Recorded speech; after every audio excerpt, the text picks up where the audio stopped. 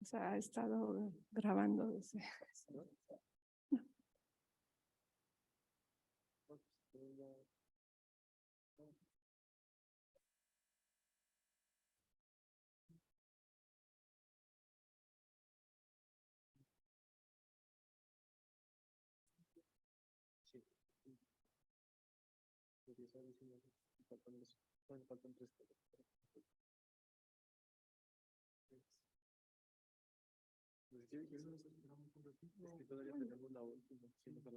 Bueno, 2 minutos. Esperemos que...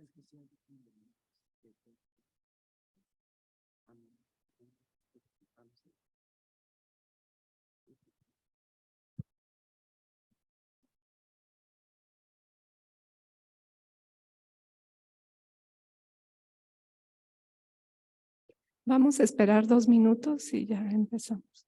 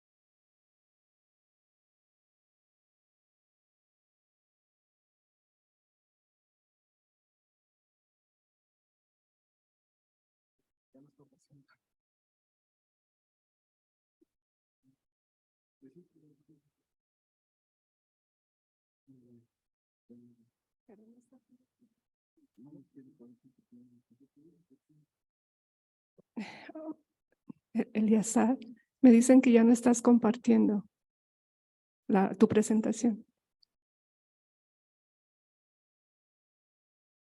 Ah, ya.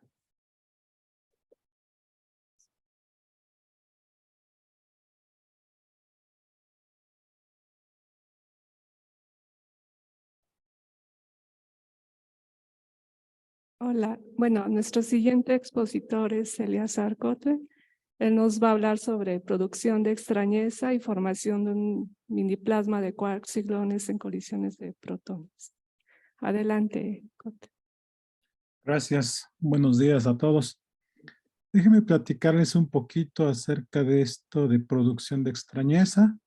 Me refiero a la producción de hadrones con extrañeza y cómo estos pueden influir en la formación de un miniplasma de quarks y gluones. Y esto en colisiones de protones, porque en colisiones de iones se sabe que ya está bien establecido. Bueno, este trabajo está hecho en colaboración con Emma González, Lucina Gabriela Espinosa y Mario Rodríguez. La plática estaba programada para ser dado por Emma. Desafortunadamente, Emma se nos fue la semana pasada. Para quien no conoció a Emma, ella es Emma. Estaba todavía viernes pasado, hablé con ella, estaba preparándose para ir a dar la plática presencialmente. Desafortunadamente no pudo estar ya. Así es que voy a tratar de hacer la presentación que ella debió haber dado. El contenido de la plática va a estar dado de esta manera. Una pequeña motivación, como siempre, qué es lo que nos motiva a tratar de entender un poco la extrañeza, y me refiero a drones con extrañeza, y por qué esta extrañeza pues, ha sido una de las variables principales para estudiar un plasma de quarks y gluones en sistemas de iones. Nuestro interés está un poco más allá porque es sistemas mini plasma, esto es un plasma de quarks y gluones, pero creado en colisiones de protones. Entonces, ¿qué es lo que nos motiva? Un par de comentarios al respecto. Posteriormente, ¿qué es lo que estamos haciendo para estudiar esto? Pues es un poco tratar de entender qué tanta producción de hadrones existe realmente. Y cuando digo que tanto, pues hay que comparar de alguna manera con algo. Y por eso se estudian los diferentes modelos, bueno, diferentes modelos existen ya en la literatura, hay que tratar de usar algunos y ver cómo se ve esta producción. Para ello calculo estas razones, básicamente la razón de protón-pión, lambda-pión, cascada, omegas, etc. Hadrones que contienen extrañeza y en diferente grado su contenido de extrañeza. Posteriormente, tendría que ver un poco más detallado el estudio de esta producción y para ello entramos a ver cómo se modela la materia hadrónica dentro del protón para entender cómo una colisión de protones puede dar origen a la producción de extrañeza. Y para ello metemos el parámetro de impacto y sus consecuencias que todo esto contrae. Hay muchas cosas, obviamente aquí va a ser muy breve, es un par de comentarios al respecto. Y finalmente voy a concluir con un poquito acerca de qué hemos visto hasta este momento, ya que este es un trabajo que obviamente está un poco inconcluso. Bueno, la materia hadrónica sabemos, literalmente por los experimentos que se han hecho, sabemos por razones físicas que qué le sucede a una materia cuando ésta la metemos a una cierta presión. Sin embargo, sabemos actualmente ya hay experimentos del LHC principalmente y más posteriormente, digo antes, digamos, del LHC, los resultados del experimento STAR, por ejemplo, en Brookhaven, Relativistic Heavy Ion Collider. Este acelerador hizo colisiones de iones de oro y pues ahí fue digamos, uno de los grandes resultados fue digamos, la observación de un plasma de quarks y gluones. ¿Qué es un plasma? Pues simplemente fue considerado que cuando se colisionaban los iones de oro, la energía, que en ese entonces fuera 200 GeV por nucleón, era una energía suficientemente grande para romper esta interacción fuerte que mantienen unidos a los quarks y los gluones, de tal manera que el sistema que se crea en una colisión, pues es un sistema desconfinado. A eso se le llamó el plasma de quarks y gluones.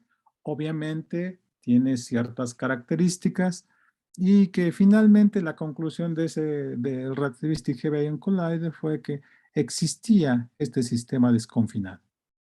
Eso se logró gracias a que se tenía una energía suficientemente grande, que tenían iones suficientemente pesados para producir este sistema desconfinado. Cuando se crea este sistema desconfinado, uno intenta entender cómo se comporta.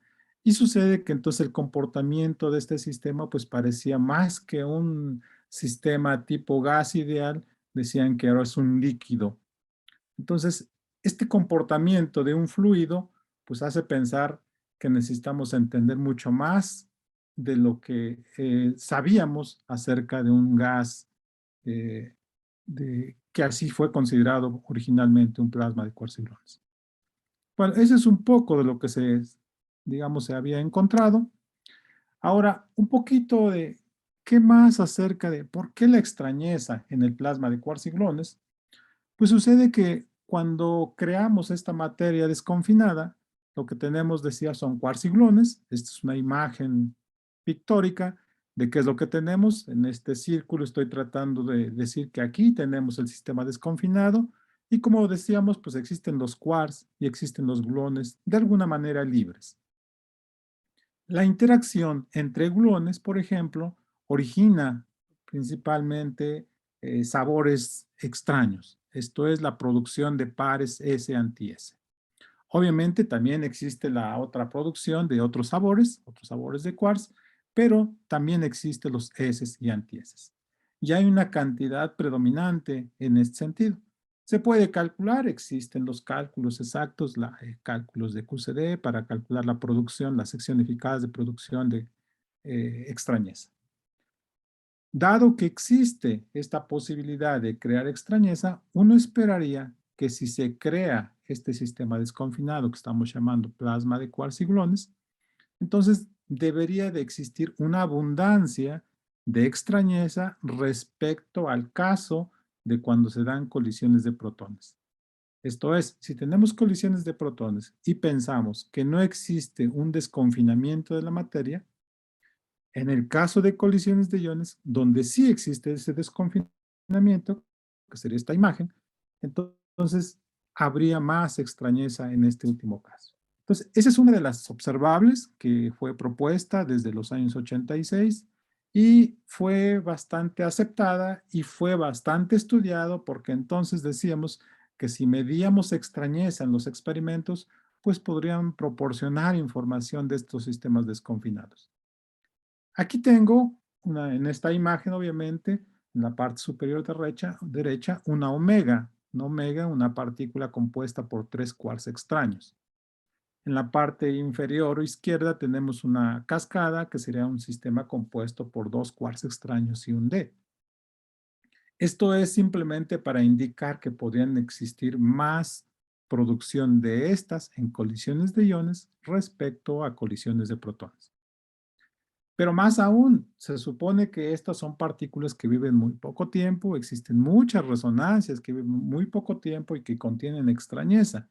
Y por lo tanto, estudiar esas resonancias con extrañeza, pues nos darían información del origen de donde se produjeron. Y entonces es otra de las razones del por qué la extrañeza es importante para entender estos sistemas desconfinados.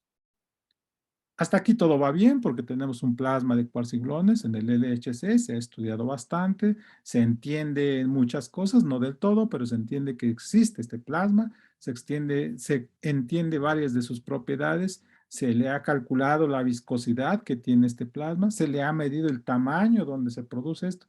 Todos esos detalles parece que los entendemos en colisiones de iones.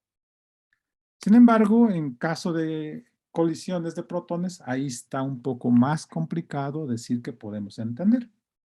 Pero aquí hay un resultado de 2017 en el cual experimentalmente se observa la producción de extrañeza como función de la multiplicidad.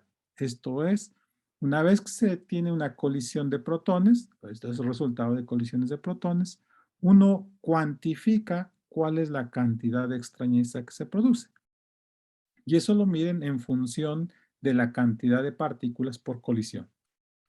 Esa cantidad de partículas, lo que llamamos es la multiplicidad, y entonces aquí tengo diferentes distribuciones. Si tomamos una, por ejemplo, de más hasta arriba, que es una distribución en color negro, lo que estamos observando es la producción de kaones dividido entre la producción de piones. Los kaones tienen extrañeza, tienen un quark extraño, los piones no tienen. Entonces hay un comportamiento que tiene una tendencia a subir, ligeramente sube este comportamiento. Si vemos la distribución en azul, lo que tenemos es una distribución de lambdas. Los lambdas contienen un quark extraño y dividido entre los piones que tampoco tienen quark extraño.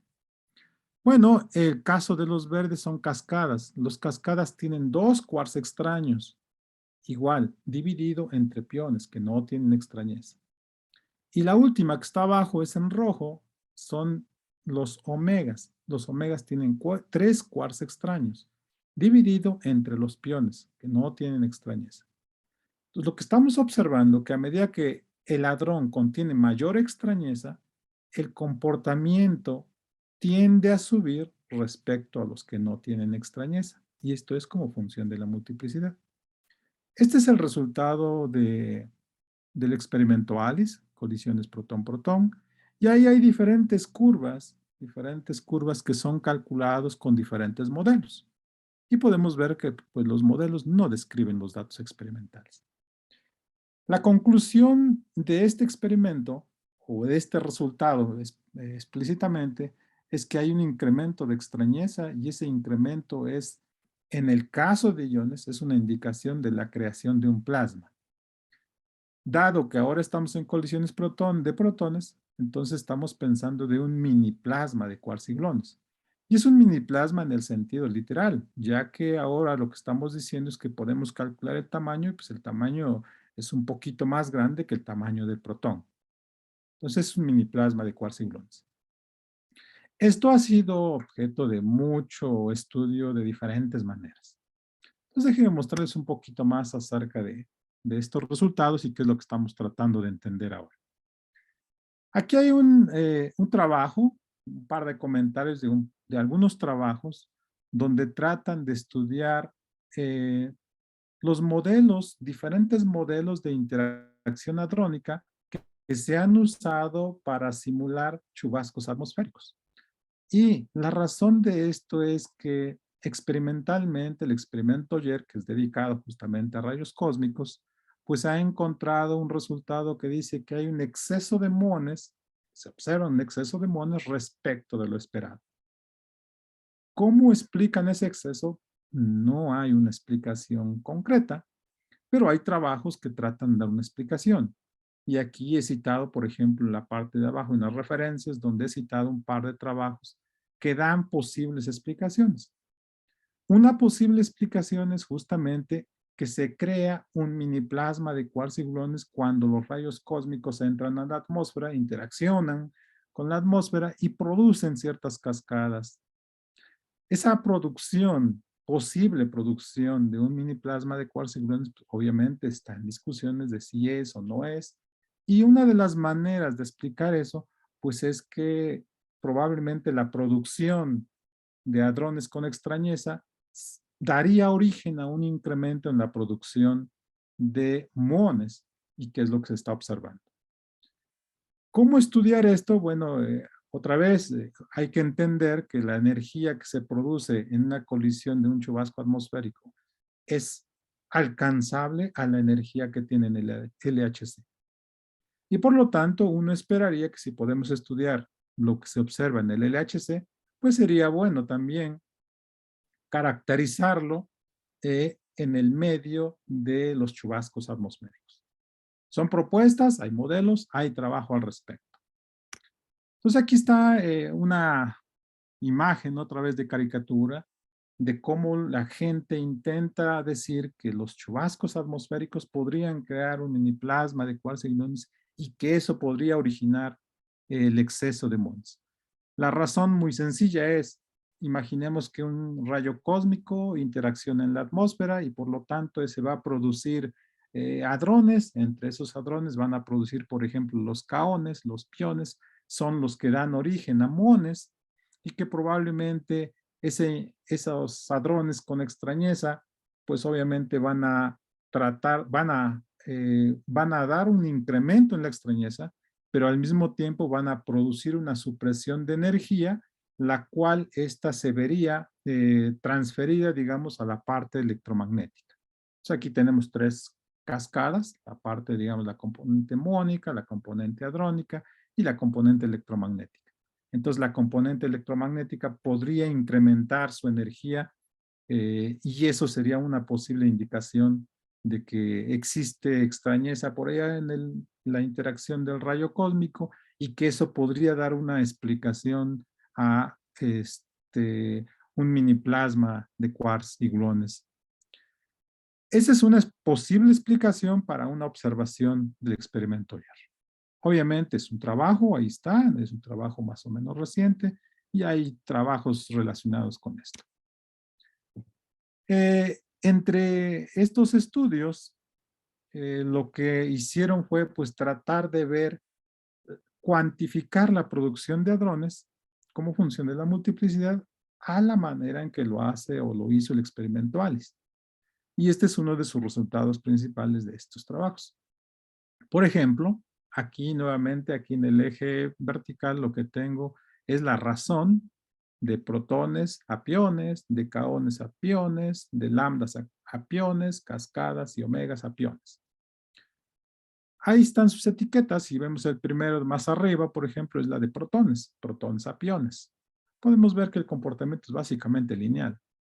Pero si nos vamos hacia abajo, vemos el último y tenemos los omegas. Los omegas tienen un comportamiento que no es lineal, una tendencia que va creciendo. Otra vez, los puntos corresponden a los datos experimentales de Alice y hay unas curvas por ahí, unas distribuciones que corresponden a un cálculo hecho usando un generador de eventos llamado EPOS. De alguna manera lo que estamos haciendo es usar un modelo de interacción hadrónica para producir estas distribuciones. La observación es hasta cierto punto, podemos decir que se puede describir. No podemos decir que sea una descripción cuantitativa, pero sí cualitativa. Entonces, aquí podemos ver diferentes modelos, una determinada energía. Este resultado se puede extender, obviamente, y eso es lo que hemos tratado de ver un poquito más a detalle, pues es usar diferentes generadores de eventos, diferentes modelos de interacción hadrónica y tratar de ver cómo se ven estos comportamientos de la razón de producción de hadrones con extrañeza a hadrones sin extrañeza. Entre los modelos hemos tratado de estudiar varios, aquí les voy a mostrar dos casos, por ejemplo, uno sería resultados con EPOS, y el otro resultados con PITI. EPOS fue desarrollado para hacer colisiones de iones y colisiones de protones. PITIA fue desarrollado para hacer colisiones de protones, aunque últimamente se ha incluido interacciones de iones. Ambos son generadores de eventos, tienen modelos de interacción hadrónica ligeramente diferentes, en algunos casos completamente diferentes, y dependiendo de cómo uno pueda generar eventos, es que va a encontrar diferencias entre los resultados. Unos conceptos que me interesa aquí comentar es que, por ejemplo, EPOS LHC es un generador en el cual considera las interacciones entre los partones como conocemos la interacción de campo de color, considerando cuerdas relativistas. Esa interacción de cuerdas relativistas, pues es un modelo, obviamente, y en la nomenclatura que ellos usan, se conoce como el modelo de fusion. Fusion on, fusion off sería considerar este modelo de cuerdas o no considerar este modelo de cuerdas. Obviamente hay muchos detalles que hay ahí, en los cuales no voy a entrar, pero me interesa ver este concepto de modelo de cuerdas para describir las interacciones de campo de color. En el lado de PITIA, donde tenemos colisiones también de protones principalmente, existe también un modelo de cuerdas, llamado modelo de Duns, modelo diferente de cómo trató la interacción de campo de color, pero es un poco similar en el sentido que también modelan como una cuerda. Bueno, pero además existen muchas otras interacciones que han sido incorporados, digamos, más recientemente. Estas interacciones es ajustado de alguna manera para explicar los datos experimentales. Entre ellos están las llamadas interacciones múltiples partónicas. Esto es, en la colisión de dos protones, en lugar de pensar que tenemos tres quarks que van a interaccionar, pues hay que pensar que tenemos tres quarks, pero al mismo tiempo podrían interaccionar los tres. O incluso puede haber más interacciones si es que consideramos que los protones tienen cierta radiación y esa radiación pues va a producir interacciones. Entonces, simultáneamente, digamos, pueden haber muchas más interacciones. Esas son las múltiples interacciones y está considerado como un modelo para describir este tipo de colisiones. Otra de las cosas que se fue incorporando fue la llamada reconexión por color. La reconexión por color es un fenómeno, digamos, de estado final. Cuando se dan las colisiones, se crean partones, obviamente, hay dispersión de partones estos partones pueden interaccionar tanto antes como posterior a la interacción. Esto de considerar que una posibilidad de interacción posterior pues nos da origen a formación de nuevos hadrones. Ese mecanismo de producción de hadrones también permite explicar algunos resultados experimentales y por lo tanto es un modelo que está siendo incorporado. Bueno, entonces déjenme ir ahora sí rápido a los resultados, que ya es rápido. Aquí están algunos de los resultados. Aquí en el eje vertical pongo la razón de protón-pión, lambda-pión, etc. Lo que puedo ver es la comparación aquí de los resultados que estamos calculando con estos generadores de eventos. En este caso, veamos los puntos o símbolos rellenos. Esos son los resultados. Y hay unos símbolos vacíos que corresponden a datos experimentales. El caso de los omegas, podríamos decir que es el que peor se describe. Hay una diferencia ya considerable. Existen los lambdas que se pueden escribir bien, los cascadas aparentemente, pero los omegas son los que peor se describen. Si lo hacemos para otras energías, por ejemplo, aquí hay diferentes energías, los resultados son básicamente los mismos. La energía parece que no influye tanto en el comportamiento que tiene esto.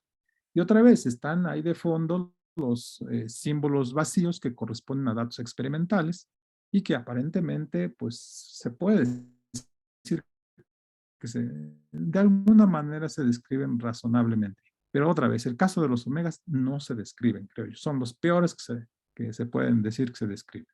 Y las energías van desde 0.9 hasta 13.3. Entonces, la energía no es un factor importante para estos casos. No me deja esto.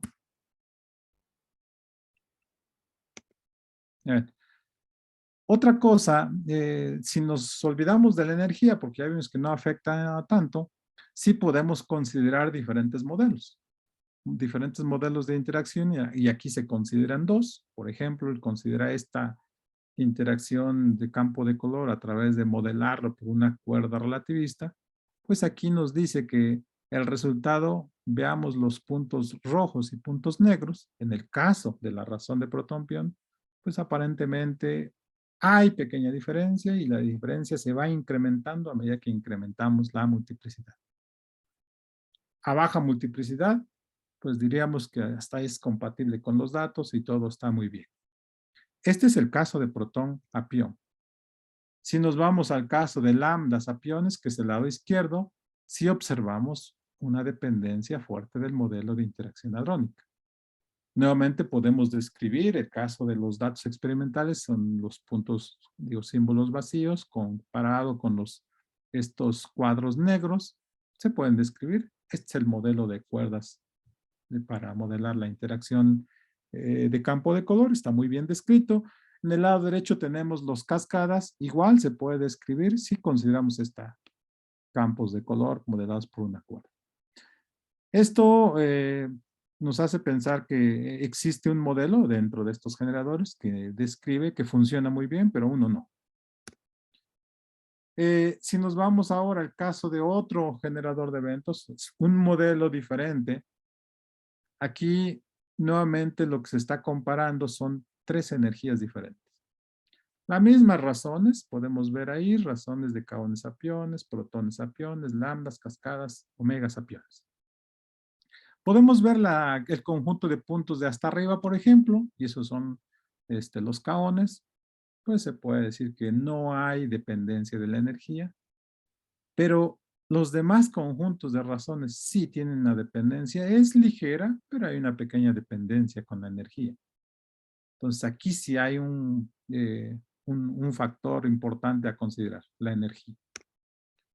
Este otro caso es nuevamente estas interacciones hadrónicas, hace rato comentaba, existen dentro de ello esta llamada reconexión por color, que es un mecanismo que permite generar una mayor cantidad de hadrones y que fue introducido para describir datos experimentales.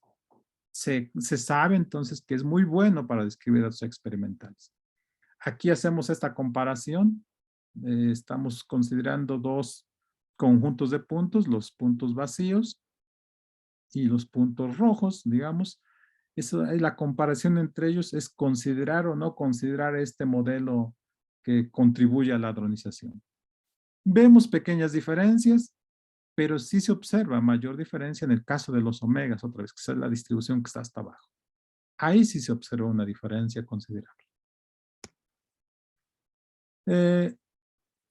Podremos hacer una comparación con datos experimentales nuevamente, y aquí podemos ver las curvas, los puntos o marcas en color azul corresponden a datos experimentales, en rojo corresponden a las simulaciones, y podemos ver nuevamente que el caso, por ejemplo, de los protones y de los lambdas se pueden describir, pero el caso de los omegas y los cascadas no. A medida que vamos incrementando la extrañeza, vamos empeorando, digamos, la descripción que tenemos actualmente. Una manera de tratar de incorporar un estudio más detallado en esta producción de hadrones es considerar un parámetro de impacto en la colisión, pero en colisiones de protones. En colisiones de iones lo tenemos bien entendido, podemos considerar un parámetro de impacto. En colisiones de protones es un poco más complicado, sin embargo, hay estudios al respecto. Pero considerar considerar el parámetro de impacto nos lleva a muchos otros problemas, obviamente, que están estudiándose.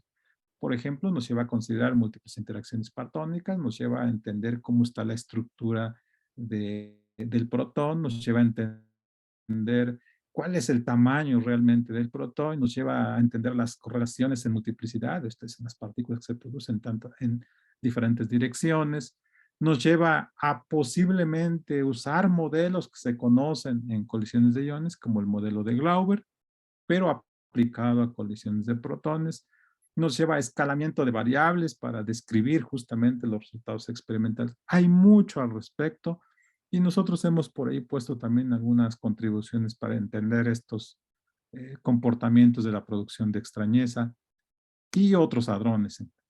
Bueno, déjenme decirles así pocas palabras que cuando decimos que vamos a modelar la estructura de un protón, es de alguna manera pensar que si estamos haciendo una simulación de una colisión de protones, necesitamos tener una idea de cómo está el protón.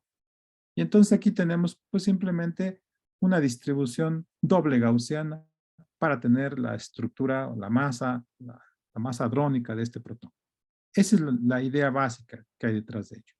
Y con eso uno puede hacer cálculos y puede generar entonces un parámetro de impacto. El parámetro de impacto, por ejemplo, aquí está, en el lado izquierdo tenemos una distribución de parámetro de impacto, dos casos, dos modelos diferentes. Vemos que cada modelo produce un resultado diferente, obviamente. Si usamos estos parámetros de impacto, podemos describir ciertas cantidades. En el lado derecho, por ejemplo, tenemos un resultado publicado ya, donde describimos el momento promedio de hadrones cargados como función de parámetro de impacto en colisiones de protones. Y a comparación con resultados experimentales es bastante buena. Pero no solo eso, hay otros resultados que, por ejemplo, tenemos un estudio de la correlación en multiplicidad que sale en una dirección y en la dirección opuesta. Y sucede que usando parámetro de impacto y considerando entonces interacciones múltiples partónicas y considerando efectos de reconexión por color, podemos describir bien los datos. Aquí hay un ejemplo justamente, las dos distribuciones de abajo están superpuestos dos conjuntos de puntos. Un conjunto corresponde a datos experimentales y el otro ahí superpuesto está lo que estamos obteniendo con estos modelos. Esto significa que considerar estos efectos pues permiten describir bastante bien los datos experimentales. Entonces, ya que tenemos eso entendido y sabemos que sí el parámetro de impacto es un factor importante a considerar, pues lo usamos para calcular justamente las razones en estos modelos que estamos estudiando.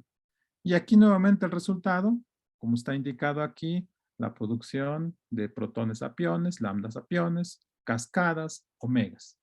Y esto en un cierto rango de parámetro de impacto. El valor que esto fue tomado es porque esto permitió describir otros resultados experimentales. Entonces, con esto podemos decir que podríamos entenderlo. Sin embargo, aquí otra vez, el caso de protones a priones se puede decir que no hay una dependencia. Aquí hay diferentes energías, perdón, pero no lo dije. Hay los diferentes conjuntos corresponden a diferentes energías. Entonces, todo parece que está muy bien para el caso de protones, pero no para el caso de los demás hadrones con extrañeza. Entonces, ahí sí hay una dependencia si es que metemos este parámetro de impacto. Bueno, pues son básicamente los resultados que hemos obtenido hasta el momento. Aquí hay un listado de conclusiones. Yo me quedaría con dos cosas. Uno es que la energía, si nosotros no consideramos este parámetro de impacto, que de alguna manera es un poco más fino el estudio, entonces la energía no tiene un factor importante para entender esta producción de extrañeza. El comportamiento que se observa en esta producción es comparable con lo que se observa en colisiones de iones y por lo tanto uno tiende a suponer que lo que observamos en colisiones de iones, estos sistemas desconfinados, este plasma de cuarciglones, aparentemente sí se podría decir que se observa en colisiones de protones. Y eso es simplemente por el comportamiento que tiene esta producción. Y por último, el parámetro de impacto también es un factor importante a considerar. Es un estudio más detallado de cómo se puede simular una colisión de protones y esto nos daría un comportamiento más entendible de si existe o no un plasma de cuarciglones en colisiones de protones. Obviamente, esta es una variable que se está estudiando, pero al igual que existen muchas otras y hay muchos trabajos al respecto que están todos apuntando a que sí se está creando un llamado mini plasma de cuarciglones en colisiones de protones. Bueno, pues esto es todo. Muchas gracias. Y si hay preguntas, comentarios, bienvenidos. Muchas gracias, Eleazar. Muchas gracias a Emma también. Tenemos tiempo, creo que para una pregunta. Tratamiento o un aparato o a lo mejor hasta una operación que pueda corregirte algo. Pero entonces primero es la cita. Es una pregunta del chat. No. Perdón, pero no entendí. No, yo parece que fue preguntas del ambiente.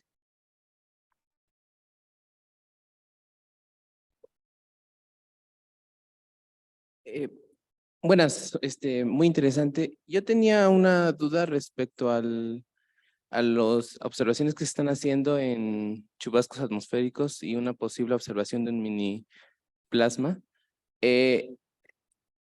Bueno, me refería a que aparte de, bueno, las observaciones que se hacen con respecto al mini plasma involucran tanto densidad hadrónica como altas energías, ¿no? Esperamos, o sea, son ultraenergéticos, entonces podemos esperar lo segundo, pero respecto a la densidad hadrónica en la atmósfera, ¿hay observaciones o detalles sobre eso? Sí, de hecho, en la referencia que les citaba por ahí, existe un estudio justamente de la densidad de energía, le llaman algo así como densidad de energía longitudinal, algo por aquí en estas referencias. Hay un estudio, efectivamente los rayos cósmicos vienen del espacio, atraviesan la atmósfera, en la interacción digamos, con la atmósfera, producen una cierta densidad. Y esa densidad se supone que es alcanzable, comparable con la densidad de energía que se obtiene en el LHC, por ejemplo. Entonces, de hecho, aquí en justamente este comentario que pongo aquí en color azul, ponen los rangos de energía en los cuales los rayos cósmicos se están observando. Y ese rango de energía, si lo trasladamos a la energía del LHC, es comparable. Y por lo tanto, la densidad de energía que se alcanza se considera que es la misma que uno puede observar en los aceleradores. Gracias. Bueno, pues agradecemos a Eleazar y a Emma por esta interesante charla. Muchas gracias. Gracias a ustedes.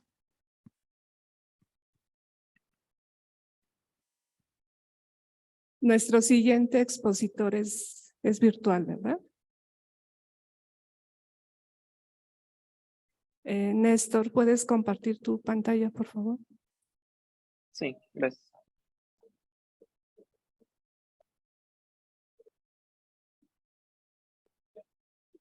¿Ya pueden ver mi presentación? Sí.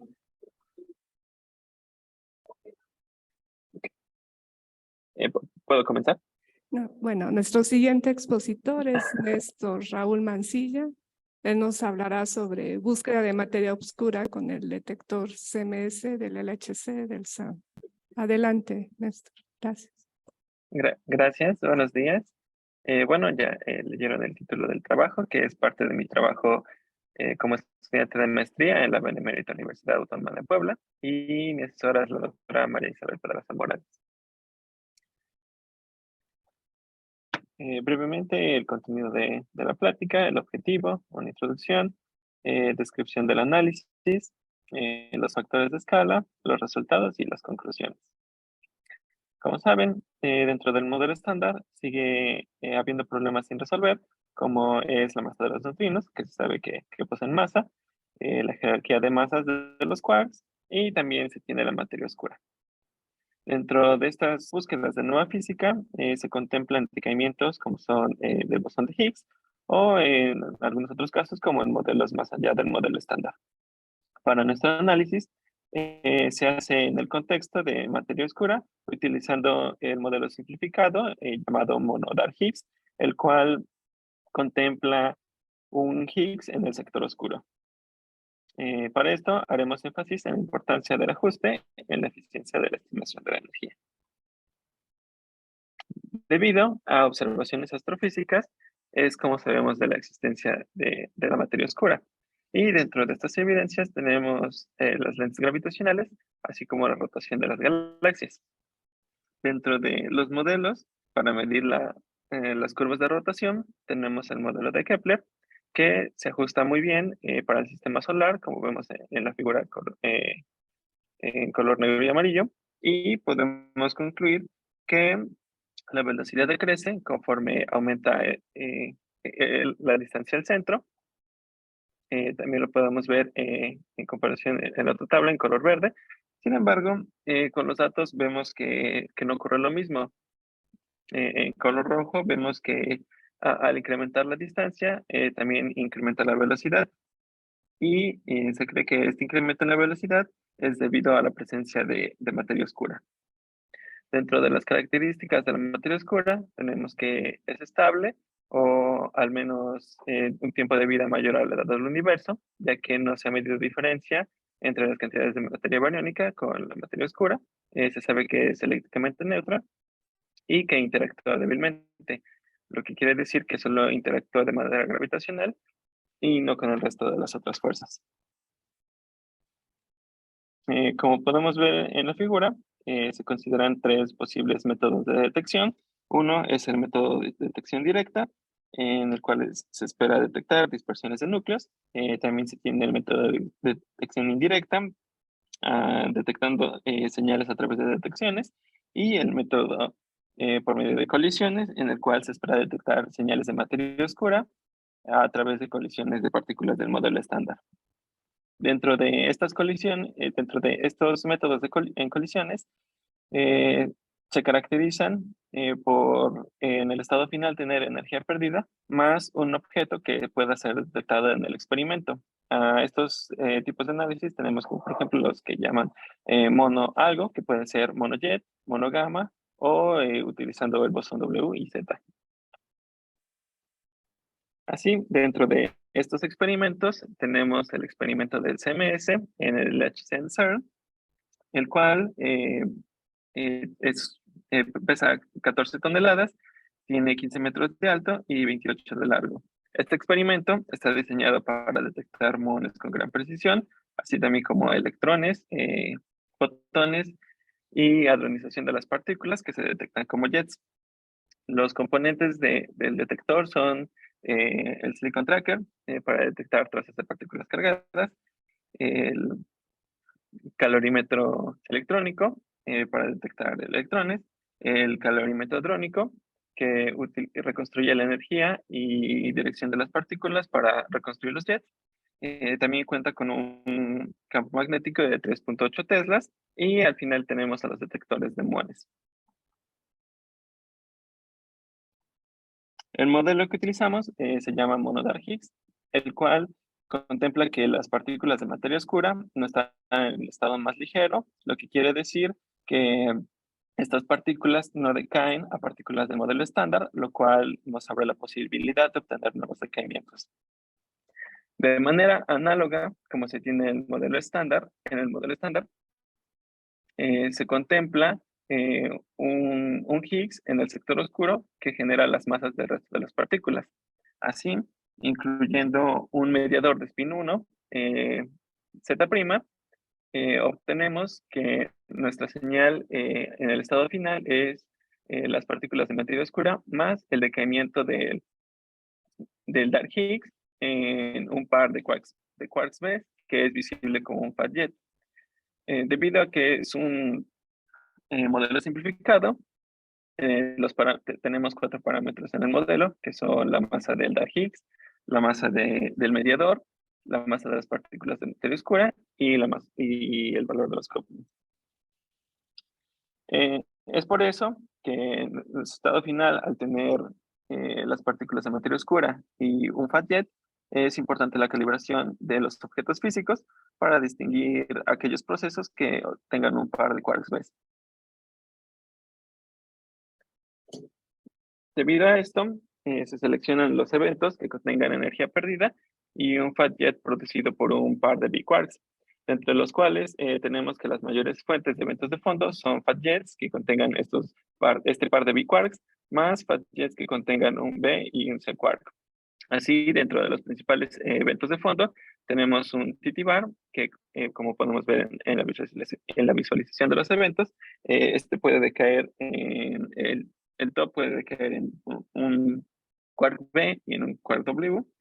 Y siguiendo con los demás eventos de fondo, tenemos también un bosón Z que puede decaer en neutrinos más jets, el bosón W más jets, D-boson, que contempla un par de Zetas, un par de Ws y la combinación entre Z y W. Y finalmente tenemos multijet, que contempla los procesos de QCD. Así, la generación de los eventos de fondo se utiliza MATLAB para los eventos y Pythia para la organización. Para los datos utilizados, se utilizan los datos del LHC, de la Round Number 2, para los años 2016, 17 y 18, con una luminosidad integral de 137.2 femtobar inversos. Para la identificación del candidato a Dark Higgs, se utiliza el algoritmo DeepAK15, el cual nos da la probabilidad de que un evento contenga un par de jets o no. Y también es necesario los factores de escala que se utilizan para corregir la eficiencia del Double B-Tagger en nuestra simulación. Así, como pueden ver en la figura, tenemos estos 3 jets, en el cual en el primero se contempla un fat jet utilizando las trazas. Para el segundo se contemplan 2 subjets y en el tercer caso tenemos 2 ejes, los cuales estos ejes determinan la dirección del par de B-quarks. Debido a la señal que tenemos en nuestro modelo, es importante identificar correctamente el par de B-quarks. Y pues, existen algoritmos para la identificación de estos objetos, y el algoritmo para identificar un B-quark en su estado final se denomina B-tagging, cuyos elementos son los inputs de taggers que exploran las características del B-jet, como pueden ser la presencia del secondary vertex y también la combinación de resultados usando taggers que se denominan de alto nivel, que no es otra cosa que algoritmos que dan las probabilidades de las clases de los jets. Algo importante dentro del B-tagging es que se utilizan también propiedades de los hadrones del B, y de sus propiedades son su tiempo de vuelo, su masa, que es alrededor de algunos J-electron-volts, y decaimientos semileptónicos, ya sean directos o indirectos. Sin embargo, Para nuestro análisis, la manera más eficiente de identificar un par de biquarks es utilizando un algoritmo que incluya al mismo tiempo los dos biquarks, no como en el bitagging que solo incluye un biquark. Así, utilizamos los resultados incluidos dentro de los archivos NanoAOD para definir nuestro propio tagger. Las características de estos archivos es que el tamaño de los eventos es del orden de 1 kilobyte y contienen información por evento que se necesita en la mayoría de los análisis genéricos. Dentro de los algoritmos que vienen incluidos en los resultados de los archivos NanoAOD está la reconstrucción, el algoritmo de reconstrucción de jets, así como el algoritmo de software mass, que es aquel que reconstruye la masa de los jets. La metodología para aplicar nuestro bitagger es primero encapsular los eventos que queremos. Así incluimos nuestros triggers energía perdida, así como también para muones, los cortes para QCD y la selección de los jets que queremos. Definimos nuestro tagger, el cual utiliza las probabilidades como resultado, como definimos en la parte de abajo, donde se incluye las probabilidades de que un Higgs decaiga a un par de B-quarks y un Z decaiga a un par de B-quarks. Al final, aplicamos esto a los eventos NanoAOD. La selección de los eventos que utilizamos es para los jets que contengan un muón ligero con un momento mayor a 7 gigaelectronvolts y el momento del muón entre el momento del subjet debe ser menor a 0.7. La masa del jet reconstruido debe ser mayor a 50 electronvolts y su momento debe ser mayor a 250. Para nuestro trabajo nos interesa obtener los factores de escala que son necesarios para corregir la eficiencia del tagger aplicado a los eventos simulados. Para esto aplicamos un fit utilizando una zona de control en una zona de control utilizando una herramienta llamada Combine Tool, el cual se utiliza en análisis estadísticos y la cual requiere como input algo llamado DataCars, el cual contiene los errores sistemáticos y para este caso utilizamos la luminosidad, el pileup, el Jet Energy Resolution y el Flavor Fraction. Aquí vienen contenidos tanto datos como Monte Carlo y bueno, es nada más la referencia de la página. Así, finalmente, obtenemos nuestros resultados, donde ocupamos una variable de ajuste que es la escala logarítmica de la masa del secondary vertex respecto al número de eventos. Si se alcanza a ver, en color naranja se tiene los valores para el pre-fit y en color azul, como vemos que se ajusta mejor, es el post-fit. De aquí, los factores de escala se derivan para los 3 años mencionados en la toma de datos del LHC y estos son resultados preliminares que quedan pendientes de aprobación. De los valores obtenidos, se puede entender que un valor que sea menor a 1 indica que la eficiencia del tagger aplicado a Monte Carlo es muy cercana a la eficiencia del tagger, pero con respecto a los datos. Finalmente, se tiene una propuesta de búsqueda de materia oscura que se hace en CMS por primera vez utilizando este tipo de tagger. Se obtuvieron los factores de escala utilizados para corregir la eficiencia de reconstrucción de los jets que provienen de un par de biquarks y el siguiente paso en el análisis es ajustar el número de eventos en el Monte Carlo que pasan por los cortes de selección en los factores de escala obtenidos. Realmente esperamos que pronto se puedan publicar los resultados preliminares y pues eso es todo. Muchas gracias. Muchas gracias, Néstor, por esta interesante presentación. ¿Preguntas? No hay nadie en el...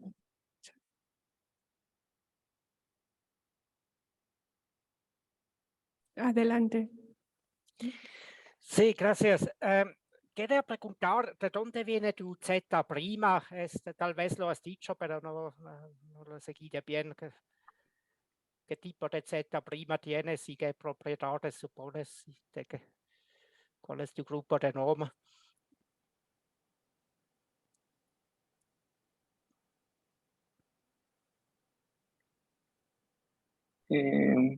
Para el grupo se utiliza un grupo 1', pero esos son detalles del modelo. La verdad no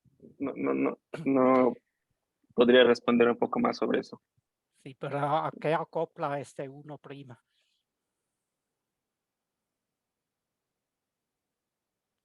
¿Con qué se acopla el Z'?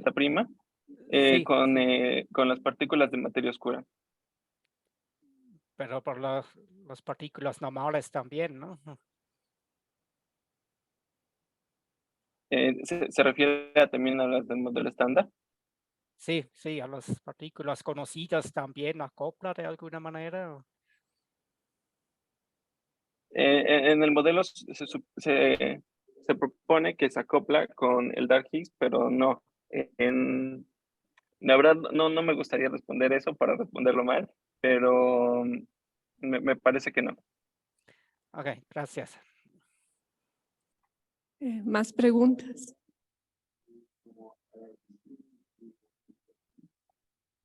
Bueno, si no hay más preguntas, agradecemos a Néstor por esta interesante presentación.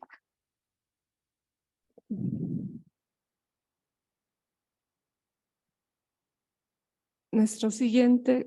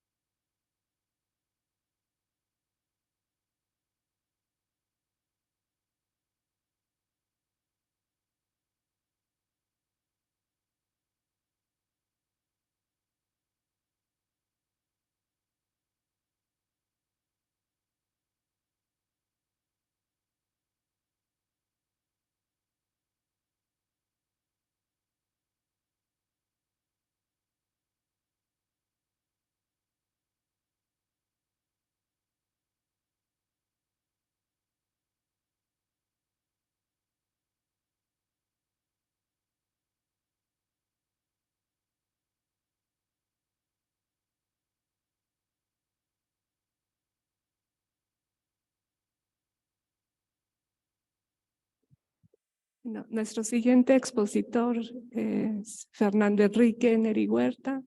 Él nos va a hablar sobre estudio de fluctuaciones globales de temperatura a estas colisiones de energías del LHC. Adelante. Muchas gracias. Agradezco a la sociedad y a la Facultad de Ciencias de la UAP. Yo voy a hablar del estudio de fluctuaciones globales de temperatura en colisiones de protón-protón, protón-plomo y plomo-plomo a energías del LHC, asesorado por la doctora Iris Bautista y el doctor Humberto Salazar. Este estudio es relativo en cuestiones de sistemas pequeños, ya que como algunas exposiciones pasadas han dicho, el estudio del plasma de cuarciclones es de especial interés y es de especial interés saber si es formado o no en sistemas pequeños como lo son colisiones de protón-protón. Nuestro análisis es una comparación entre el modelo de percolación de cuerdas de color aplicado al análisis de partículas como una propuesta para las fluctuaciones de momento transverso y su comparación con la distribución del enfoque mecánico estadístico Tesalis, que es pues la que se ocupa en publicaciones de las colaboraciones del gran colisionador. Hemos tenido suerte de que en los últimos años se han hecho esfuerzos tecnológicos en cuestiones de aceleradores de partículas y de iones pesados. En especial, en los experimentos RIC en Brookhaven en Estados Unidos y también en el Gran Colisionador de Hadrones con colisiones en el Gran Colisionador de plomo-plomo y en RIC, bueno, y otros elementos como lo son oro, cobre y circonio. Esto nos da pie a poder analizar sistemas donde los quarks se encuentren desconfinados, pero voy a hablar de eso más adelante. Esto tiene que ver porque recientemente, bueno, no tan recientemente, pero en los años recientes, se han observado muestras que corresponden a los sistemas observados en colisiones nucleares, que son conocidos como sistemas densos, y pues su análisis de relevancia en sistemas pequeños. Bueno, como lo que sabemos, la cromodinámica cuántica incorpora dos particularidades que son quarks que contienen un número cuántico de color y los gluones son mediadores de la fuerza. Sin embargo, tenemos que en la cromodinámica cuántica se tiene asociada una libertad asintótica y también un confinamiento. Esto es decir que no podemos en nuestra vida diaria y tenemos quarks confinados, es decir, que forman hadrones, mesones, ya sea completando un carga nula de color o carga, ya sea por 3 quarks con diferente color o un quark y un antiquark. En este punto, pues tenemos un diagrama de fase de materia hadrónica, es decir, diferentes tipos de materia que se comporten a diferentes escalas de densidad bariónica y temperatura, ¿no? Nosotros nos encontramos en la parte hadrónica que tenemos el confinamiento, pero pues lo que se espera es que lo que se ha medido es que a altas temperaturas y densidades se alcanza un plasma de quarks-ciclones, un estado de la materia donde los quarks se encuentran desconfinados y pues se han medido características en colisiones nucleares a altas energías. En el modelo de percolación de cuerdas en el que trabajamos, las partículas se basan en un modelo de percolación de 2 dimensiones, donde los quarks y antiquarks se descomponen en pares, donde las partículas se descomponen en quarks y antiquarks relacionados con las cuerdas y se hadronizan para producir los hadrones observados. El número de cuerdas y la densidad crece con la energía y el número de participantes. Aquí sí. A una densidad crítica de eta de t a 1.2 a 1.18, aparece un grupo macroscópico, que es decir, se marca la transición de la percolación y se estudia este factor que es eta de t, donde tiene que ver con el área transversa de la cuerda, de traslape y el número de participantes. Esto tiene que ver con la colisión que se lleva a cabo entre partículas. Esto se muestra como discos aislados, formación de cúmulos de percolación al final. Aquí sí. El parámetro eta de t es el más relevante porque es el factor de reducción de color y relaciona la multiplicidad a la que denominamos como la producción de partículas en cada colisión con la energía de cuerdas promedio. No voy a hablar en general cómo se obtienen a detalle las ecuaciones, pero se obtienen como una ley inversa de potencias, donde se involucran la energía, el momento transverso, y tiene que ver con lo que decía del parámetro de reducción de color. Aquí se distinguen los eventos de alta multiplicidad y los eventos de sesgo mínimo o mínimo bias de promedio. Para las distribuciones más generales se obtienen una distribución simple, pero que usando los resultados de promedios nos dan parámetros iniciales para hacer ajustes. Y bueno, podemos llegar a una temperatura promedio del sistema proporcional al momento transverso de las partículas producidas, que tiene que ver con la raíz del inverso del factor de reducción de cuerdas de color.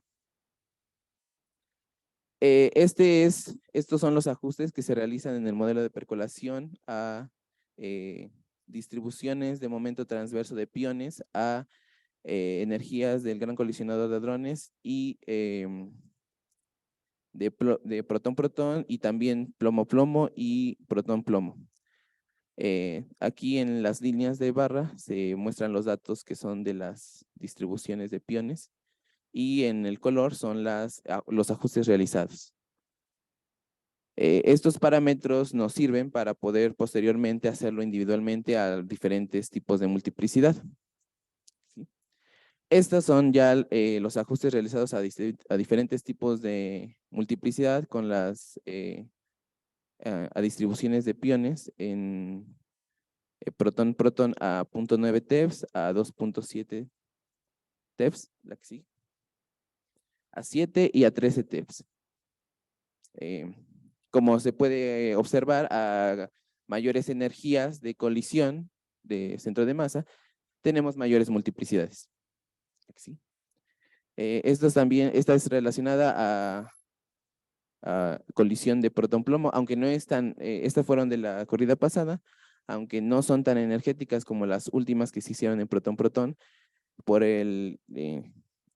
la colisión de núcleos de plomo con plomo se obtienen multiplicidades también altas. Aunque no tan altas como lo son en sistemas nucleares densos, como lo son colisiones de plomo-plomo a 5, que pueden llegar hasta alrededor de 2000, y en colisiones menos energéticas como son 2.7, igual en plomo-plomo. Y bueno, el objetivo también es compararlo con la distribución de Thales, que proviene de un enfoque mecánico-estadístico, que nos relaciona que los espectros de hadrones se describen mediante distribuciones exponenciales que involucran la energía, el potencial químico y la temperatura. Esto ha sido de gran interés porque estas funciones en realidad representan muy bien los espectros de hadrones encontrados y han sido en realidad como se han caracterizado estas funciones de producción de partículas en función del momento transverso. Esta es la función que se obtiene, que tiene que ver con la masa de la partícula, un parámetro T, un parámetro de normalización y un parámetro Q. El parámetro T es realmente asociado a la temperatura, lo cual hace que no tengamos que realizar después un análisis posterior, porque en realidad el ajuste con esta ecuación nos asocia a un parámetro de temperatura. Y pues estas son los ajustes realizados. Como se puede ver, tenemos ajustes similares para las producciones de piones a promedio, minimum bias, de colisiones protón-protón desde 0.7 hasta las alcanzadas en 13 TeV, y protón-plomo a 5 y protón-plomo-plomo a 2.7 TeV. La que sigue. Estos son iguales los ajustes que se obtuvieron, cual como la anterior podríamos decir que hasta puse las anteriores, pero no, son diferentes obtenidas del ajuste con la función Tesalis. La que sigue. Pues como verán es similar. En realidad los ajustes sirven muy bien y se muestra cómo tanto las funciones, la función Tesalis, que es la que se ocupa, y la función del modelo de percolación, pues nos dan ajustes y pues como se ve, buenos para las distribuciones de producción de piones a escala, como función del momento transverso. La que sigue. Y esos son a plomo-plomo. La que sigue. Ya con esto podemos encontrar los espectros de temperatura asociados a las energías encontradas. Esta es la más general, como dije anteriormente, las producciones de plomo, pues son tienen un factor de multiplicidad muy grande, ¿no? Por lo cual, pues se ve que sus gráficas respecto a la temperatura del modelo, pues llegan aquí, ¿no? Pero haciendo como un zoom en esta parte, donde se encuentran aquí, esto es lo que se encuentra. Que tenemos, pues, temperaturas, bueno, temperaturas asociadas, pues que se encuentran en un rango compatible con las observaciones que se han hecho a temperaturas del plasma de cuarciclones, que están alrededor de 170 MEPS de temperatura. Estas son las encontradas para el modelo de percolación. ¿Sí? Y estas son las asociadas al modelo Tesalis. Tenemos pues también temperaturas en el espectro de escala similares. Aquí. Y bueno, especialmente hicimos una comparación del radio, bueno, de una razón entre estos dos modelos. El modelo de percolación es el que está en rojo, el modelo Tesalis es el que está en azul, y esta es una publicación que se hizo haciendo una modificación a la ecuación Tesalis en otro modelo, aquí está la referencia. Bueno, como veremos, no hay mucha diferencia, lo cual nos puede decir que el modelo de percolación, pues, modela, o bueno, nos da valores de temperatura similares a los que se han usado como un modelo mecánico estadístico, ¿no? Lo que nos puede decir que vamos por el camino correcto. Donde tenemos mayor similitud es en medios pequeños, en donde está protón-plomo, donde es, pues, no son tan densos, pero medianamente. Aquí es donde encontramos una mayor diferencia, pero pues estamos en la escala. Aquí se encuentra el modelo de percolación, el modelo Tesalis, y en medio está la modificación que hace este autor a la ecuación Tesalis, la que sigue. Y estas son las que encontramos igual. Esta es otra comparación en colisiones de protón-protón a 7 TeFs. También nos encontramos en en una escala, pero aquí se muestran un poco más las diferencias, ¿no? Aquí sigue. Como conclusiones, podemos decir que, pues efectivamente lo que esperábamos eran aumentos de temperatura asociada en función de la multiplicidad, ¿no? Es decir, que conforme tengamos más participantes, la temperatura del sistema que se forma, pues sea mayor. Tanto en colisiones de protón-protón y plomo-plomo, se encuentran resultados que son similares. Y bueno, es de especial interés que pues tanto el modelo de percolación y un enfoque mecánico estadístico nos sirven para representar este factor de temperatura. Muchas gracias.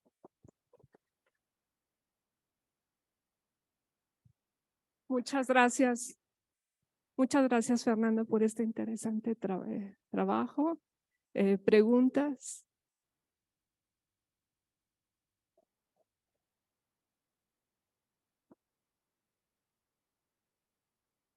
Hola, muchas gracias, muy interesante. ¿Puedes saber qué interpretación tiene el parámetro Q del ajuste de Salis para los modelos tuyos?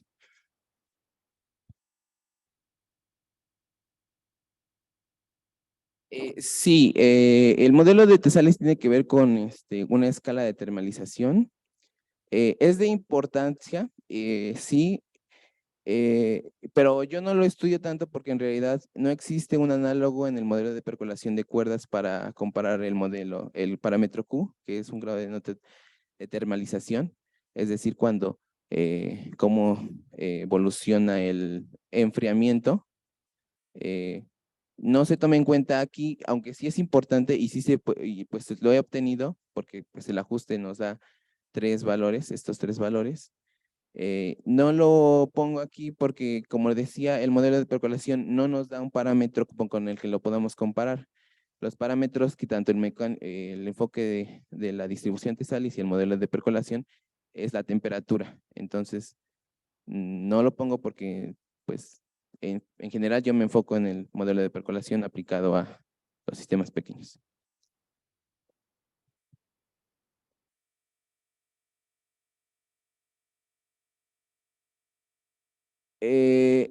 Pues se ha medido, pero no es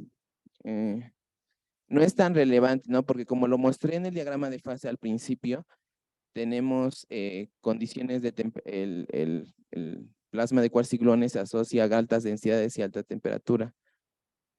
Entonces, el parámetro Q, pues, es un parámetro más, pero en realidad estamos enfocados en altas energías y densidades. No, creo que ya lo pasó. Entonces, sí, de hecho la publicación de Viro, con el que comparé, sí hace un estudio de bueno, él hace un ajuste, él hace una modificación a la función Tesalis y obtiene temperaturas y el grado Q, él sí expresa el parámetro Q, pero no hay no hay un como, ¿cómo se le llama?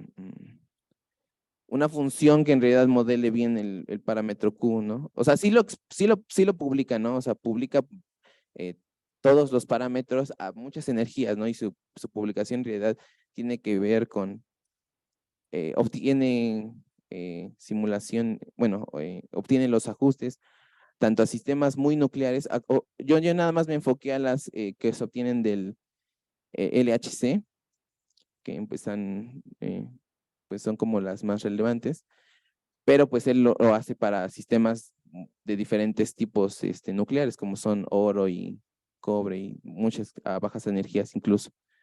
No sé, esta publicación, la que está ya casi al final. Más.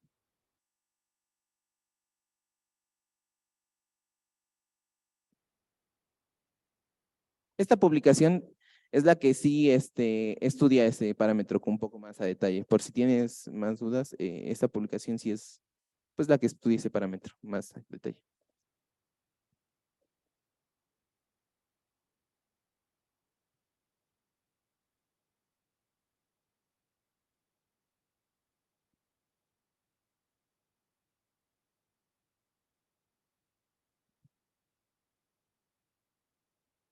Bueno, no sé, lo podría, a más a detalle sí se grafica el parámetro Q a diferentes, ¿no? A lo mejor sí hay algo por ahí, ¿no? Pero yo no estoy tan relacionado.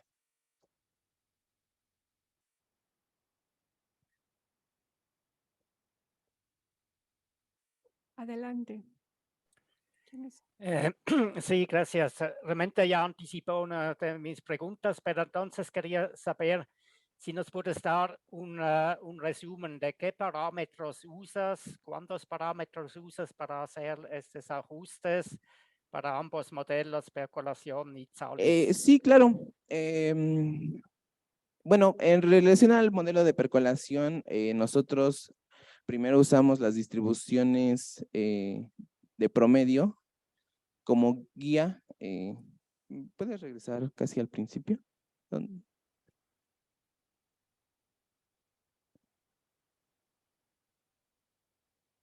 Aquí. Para el modelo de percolación, nosotros ajustamos las distribuciones minimum bias de promedio a esta ecuación, ya que son promedios, los valores obtenidos son A, P0 y alfa. Estos valores nos dan como parámetros iniciales para poder ajustar la distribución de aquí. Esta distribución ya tiene incorporado aquí el factor de reducción de color relacionado a las multiplicidades. Entonces, para cada tipo de multiplicidad, ajustamos esta función y obtenemos eta de alta multiplicidad. Eta de alta multiplicidad, como dije en la diapositiva posterior,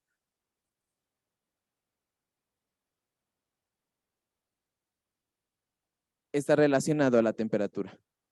Esto es importante porque bueno, no lo comenté, pero en realidad el modelo de percolación solamente depende de eta y de, bueno, esta temperatura solamente depende de eta y de la energía promedio del sistema. Esta ya fue medida antes. De hecho, ya hay una publicación que lo pone alrededor de, me parece, 190, 170 MEPS. Y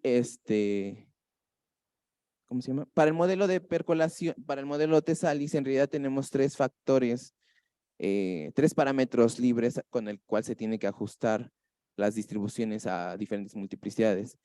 Lo cual, aunque tengamos, aunque ajustemos y tengamos parámetros libres, aunque ajustemos para los promedios minimum bias, en realidad tenemos errores asociados mucho más grandes.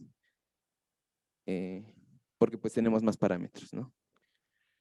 Ok, gracias.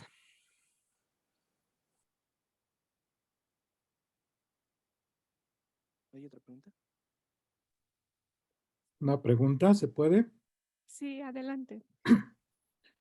En tus resultados, de hecho aquí tienes tu ecuación, la parte de abajo, tienes una ecuación donde la temperatura depende directamente del momento.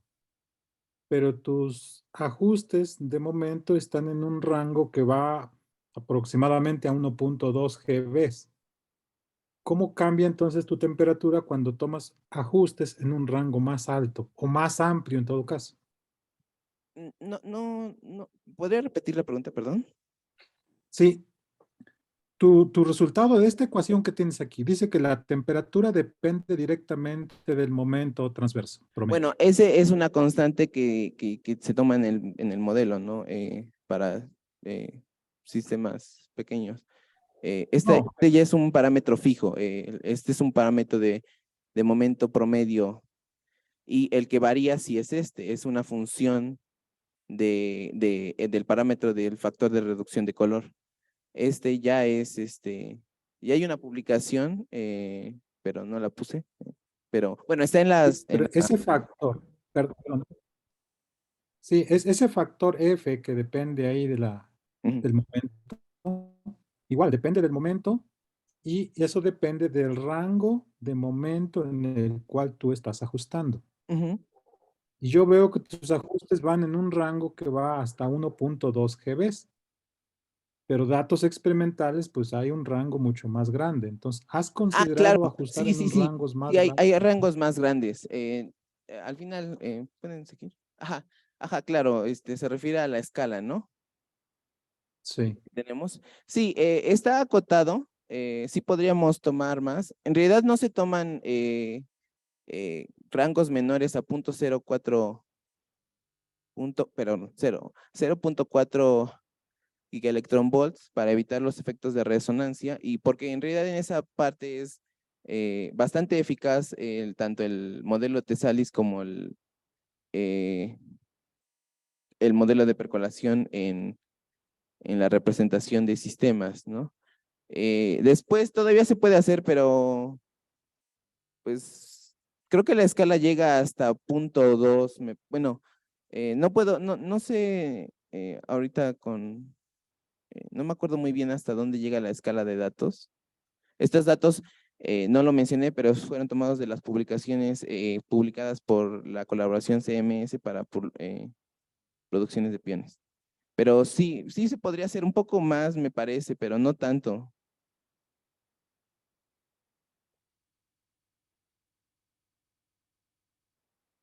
Gracias. Bueno, pues agradecemos a Fernando otra vez por esta interesante presentación. Muchas gracias.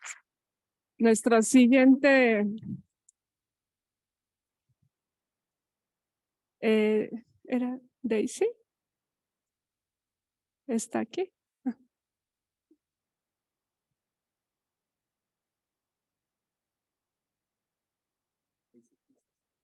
Ese.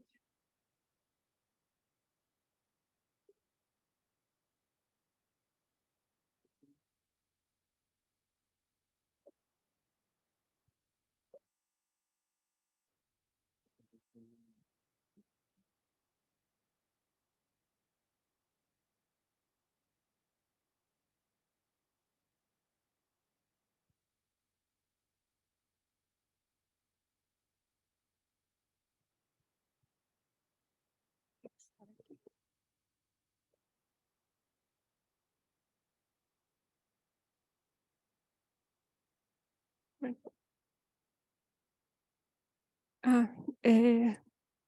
¿Se ve bien la presentación, las transparencias?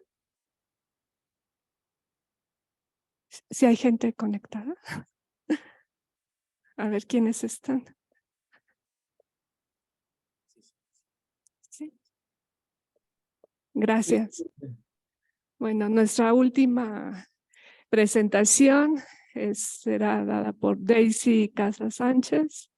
Ella nos va a hablar sobre la determinación, bueno, ella nos explicará que vamos con prisa.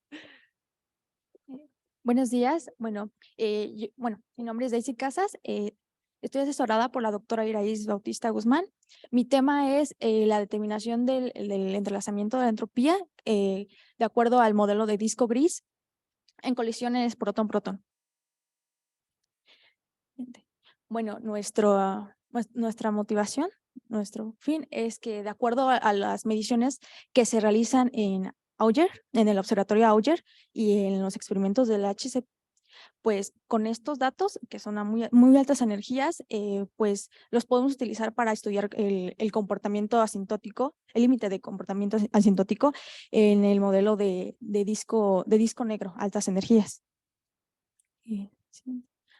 Bueno, aquí hay dos teoremas principales muy importantes, los cuales son obtenidos a partir de la analisibilidad, la simetría cruzada, además de la unitariedad. Todo esto, pues haciendo uso de del escalamiento geométrico, bueno, podemos obtener el límite de Frazard, ¿no? El cual está dado aquí con la sección eficaz total, que bueno, es equivalente a 2 veces, bueno, aquí perdón, a 2 por pi por el radio al cuadrado de acuerdo a nuestra energía, que esto es proporcional al logaritmo cuadrado de estas energías. Y bueno, la prueba de este teorema requiere del momento angular máximo, que es proporcional al radio que nosotros obtenemos, donde las contribuciones de esta suma son pues rechazadas. Bueno, pues siguiente. Bueno, el escalamiento geométrico es alcanzado en el límite de Frazard, el cual está dado con esta función, con nuestro phi de tau, el cual está relacionado a la variable de escalamiento, donde aquí se ignora a la parte real y se toma la parte imaginaria, donde, bueno, aquí lo tenemos explicado, donde tau es igual a menos t de la sección eficaz total. ¿Sí? Bueno, lo que yo les comentaba, bueno, ignorando la parte real, obteniendo con la parte imaginaria, el promedio de la parte imaginaria de la amplitud elástica puede ser, está relacionado a nuestra función de Frazard, donde, bueno, nuestra G es la transformación de Fourier de f al cuadrado. Y bueno, nuestra variable de escalamiento que está dada con beta al cuadrado. Siguiente. Y bueno, pues nosotros podemos notar que el escalamiento geométrico pues no se comporta, bueno, no compagina con nuestros datos, ¿no? Así que el radio de nuestra sección eficaz elástica y la total, bueno, esto es predecido con la energía del crecimiento de energía, el cual es, visto según utilizando estas ecuaciones, donde aquí para la sección eficaz total hacemos, esta relación, esta integral, y aquí con la elástica, pues, hacemos como el análogo, ¿no? Sí. Y bueno, haciendo uso del disco gris, pues hacemos una aproximación, y pues lo tomamos con la imagen de beta en la función de Frazard, donde el modelo de disco gris está dado por la sección eficaz total, que es lo que comentamos anteriormente, que esto, realizando nuestras ecuaciones, es igual a 2pi por el radio al cuadrado de nuestra energía, multiplicándolo por nuestra función de Frazard, y la elástica un análogo, que es en lugar de 2, es por pi. Y pues bueno, RDS y FDS pues son las funciones que mencionábamos anteriormente. Y bueno, el radio, pues es lo que hace es lo que mide nuestra sección transversal del protón como la función de energía. Y aquí tenemos pues la dependencia de acuerdo a la sección eficaz. De acuerdo a la total, a la elástica, también tenemos datos para la inelástica, esta fracción y también esta, que también, bueno, es dada dependiendo de la energía de saturación. Y pues bueno, esta parametrización compagina muy bien con la universalidad, con la definición de universalidad. Y pues además de la unitariedad, en lo cual nos da la probabilidad de la interacción inelástica, que está dada por esta función. Y bueno, el crecimiento del radio, donde el crecimiento del radio está dado por esa relación donde nuestra energía inicial es el parámetro es uno de nuestros parámetros, obviamente a tomar en cuenta, y pues nuestro radio inicial, ¿no? Que es una constante que se relaciona a la valencia de quark y al target de las partículas. La saturación gluónica, la escala de saturación gluónica, que aquí está dada por esta ecuación que es importante, que es el del límite de Froissart, que es 2 veces estos parámetros, que de hecho esos están ajustados. Hicimos un ajuste para que compaginara bien, ya que tenía que ver con el up and down de los protones y neutrones. Y, bueno, más adelante muestro esto. Y ya de acuerdo a ello, pues sabemos que ese de 1, pues ese es el parámetro para el límite de Froissart, que esto se puede aproximar al logaritmo natural de nuestras energías. Y bueno, en esta gráfica lo que mostramos es la sección eficaz total, protón-protón, en colisiones protón-protón, y de acuerdo a esas energías, no sé por qué está al revés, pero aquí es de acuerdo a distintos experimentos que pues, se han llevado a cabo y cómo es su comportamiento.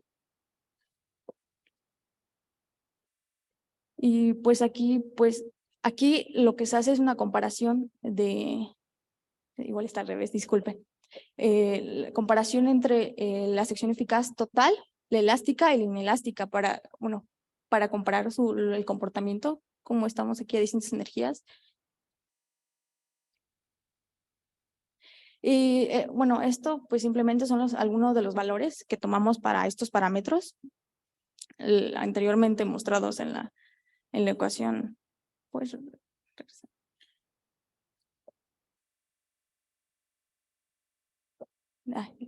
en esta ecuación, en la ecuación de saturación gluónica.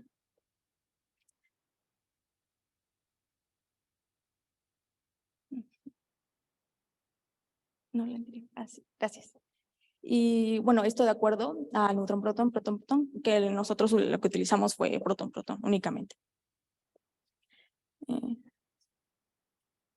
Y bueno, la variable de escalamiento, pues para un valor de tau, que lo que habíamos dicho que esa es nuestra variable de escalamiento anteriormente del disco negro, pues con esto nos puede ayudar a saber el comportamiento del argumento de la amplitud de esta función.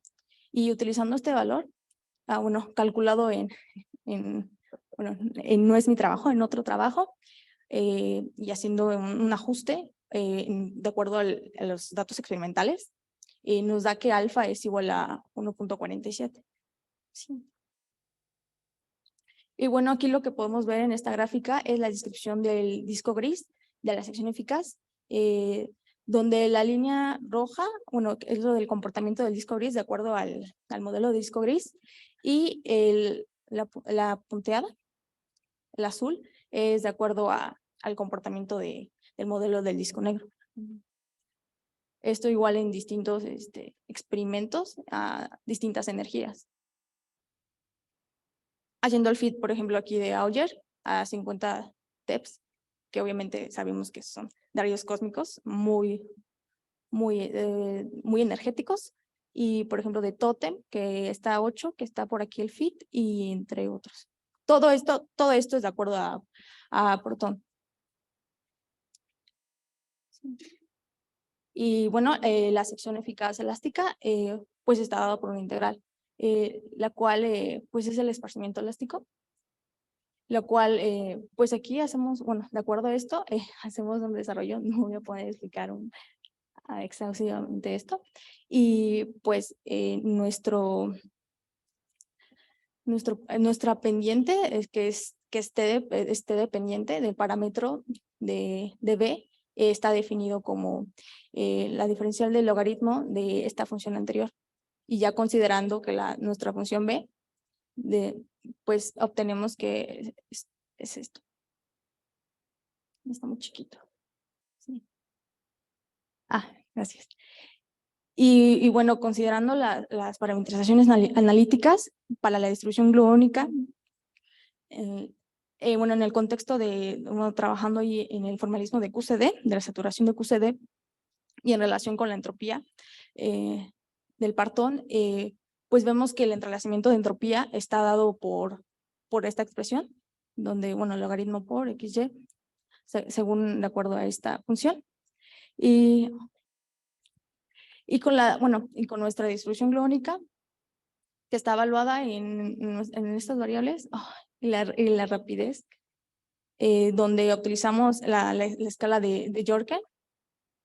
Eso es igual a esto, que en general, o sea, generalmente la interacción fuerte entre hadrones, incluyendo tanto la dispersión inelástica como la elástica, pues en esta utilizamos el formalismo de la matriz S, el cual, bueno, y también utilizando el formalismo de la entropía de Renyi, obtenemos que el entrelazamiento de la entropía pues es igual al límite de nuestra función S en los reales.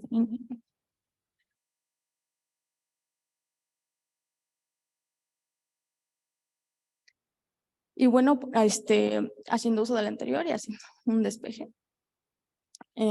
Bueno, obviamente considerando todo lo que habíamos dicho anteriormente, utilizando la hipótesis de regularización de volumen y el entrelazamiento regularizado, pues obtenemos esta expresión que, desarrollándolo bien, y de acuerdo a la aproximación de difracción, el diferencial de la sección eficaz y la sección eficaz elástica están dando por esta relación, la cual, bueno, haciendo más análisis de esto, nos da, y utilizando obviamente el formalismo del disco gris mencionado anteriormente, está dado por el entrelazamiento de entropía, que es esta función que está relacionada al límite de Frazar, donde es esta función por todo esto. De hecho, yo lo simplifiqué, pero no lo puse aquí. Esta relación se puede simplificar. Y bueno, y en el límite del disco negro, esta relación, cuando tiende a infinito, nos da aproximadamente 1.7. Y pues bueno, este fue el resultado del trabajo, en el cual utilizamos datos de colisiones protón-protón. Hicimos este ajuste de acuerdo a la entropía, encontrando la entropía de entrelazamiento, nos dimos cuenta que a partir de 0.5 y que llega hasta 3 haciendo el fit, que se comporta muy bien de acuerdo al modelo. Aquí no lo tengo, pero sí compagina. Y aquí pues es la expresión anteriormente utilizada. O sea, aquí solamente lo importante es el límite de Frazar y pues la sección eficaz, elástica y total. Todos los datos pues fueron recabados de las, bueno, no tan recientes experimentos, todos los datos que ya están en la literatura. Y pues bueno, como conclusión, pues combinando los resultados de la matriz S y, bueno, y el formalismo del disco gris, y además la difracción, consideramos que el límite de saturación o sintética a altas energías pues se compagina y es dominada por la sección eficaz y la pendiente y los resultados de la sección eficaz. Muchas gracias. Muchas gracias, Daisy. ¿Preguntas? ¿Hay alguna pregunta? Sí.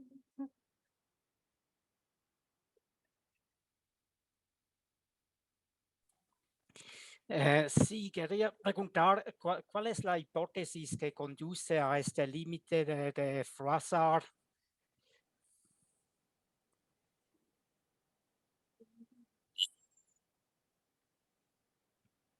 No entiendo bien su pregunta, o sea, ¿puede reformularla? Ok, presentaste el límite de Froissart, que era como un elemento clave en tu análisis, ¿no? ¿Cuál es la hipótesis física que conduce a este límite?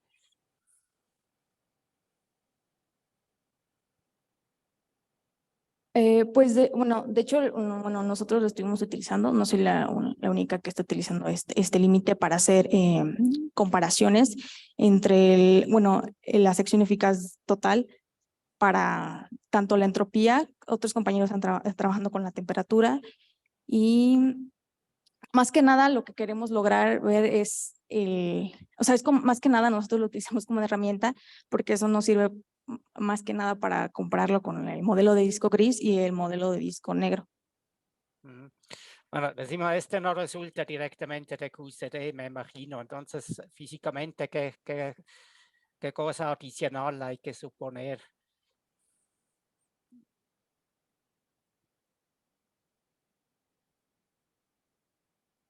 Pues,